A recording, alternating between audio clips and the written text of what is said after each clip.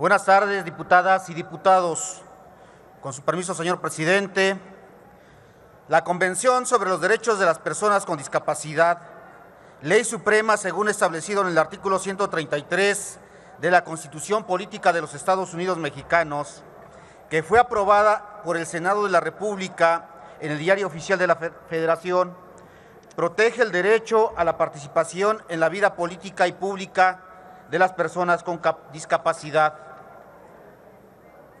La citada convención en el artículo 29 del instrumento internacional antes señalado establece que los estados integrantes deben de adoptar todas las medidas viables para facilitar y promover la participación de las personas con discapacidad en las actividades públicas y cívicas, como el derecho a votar y ser elegidas o a participar en organizaciones políticas. En ese orden de ideas, es de recordar que la Constitución Política de los Estados Unidos Mexicanos, en el artículo primero, que a la letra dice, queda prohibida toda discriminación motivada por origen étnico, nacional, de género, de edad, de discapacidades, de condición social, las condiciones de salud, la religión, las opiniones, las preferencias sexuales, el estado civil o cualquier otra que atente contra la dignidad humana y tenga por objeto anular o menoscabar los derechos y libertades de las personas. Sin embargo, en el artículo 280, numeral 5 de la Ley General de Instituciones y Procedimientos Electorales, dice, en ningún caso se permitirá el acceso a las casillas a personas que se encuentren privadas de sus facultades mentales, intoxicadas bajo el influjo de enervantes, embosadas o armadas. Esta cita es contraria a este principio de la Ley Suprema, que me refiero concretamente a la expresión facultades mentales. En este sentido, han sido discriminadas personas con parálisis cerebral, autismo o síndrome de Down, entre muchas otras, cuando no existe ningún motivo que sustente que puedan ser privadas de sus derechos políticos sin que para ello haya medido una determinación judicial. A mayor abundamiento, es de señalar que de acuerdo al jurista Santos Azueta, la incapacidad natural es también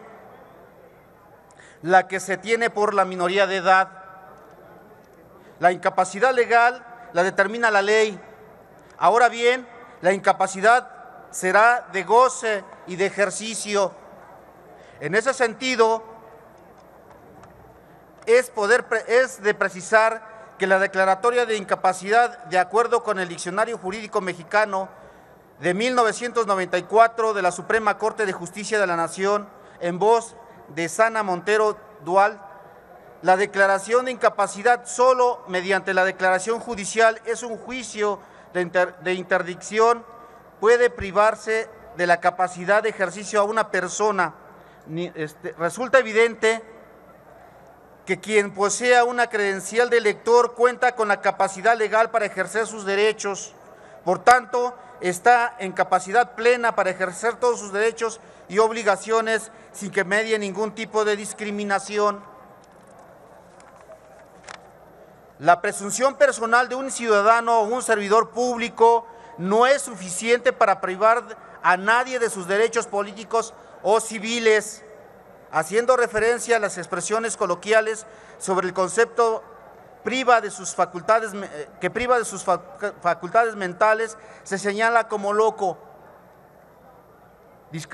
impedido o muchas otras acepciones que se nutren de prejuicios que colocan a las personas con discapacidad en una doble desventaja porque deben de enfrentarse a un entorno adverso y lo peor aún, el ejercicio de su derecho está a criterio discrecional de otro ciudadano investido de autoridad, llámese presidente de una casilla o funcionario de la misma, que no cuenta siquiera con una capacitación técnica para definir quién pudiera tener discapacidad y en qué nivel. En este vacío tampoco se llena al consultar los reglamentos de elecciones del Instituto Nacional Electoral, ni en los manuales que cuentan con ello.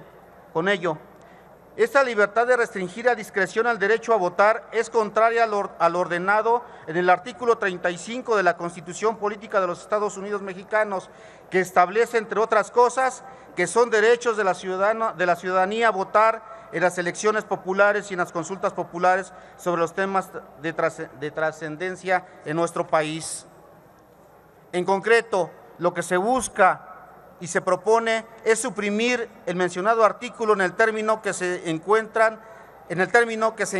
privadas de sus facultades mentales los ciudadanos, puesto que esto restringe a muchos ciudadanos, no únicamente discapacitados, sino también, por supuesto, a todos de aquellos que se hacen acompañar en el día de la jornada electoral, algún adulto mayor o mujer, en ese sentido. Es cuanto, señor presidente. Muchas gracias.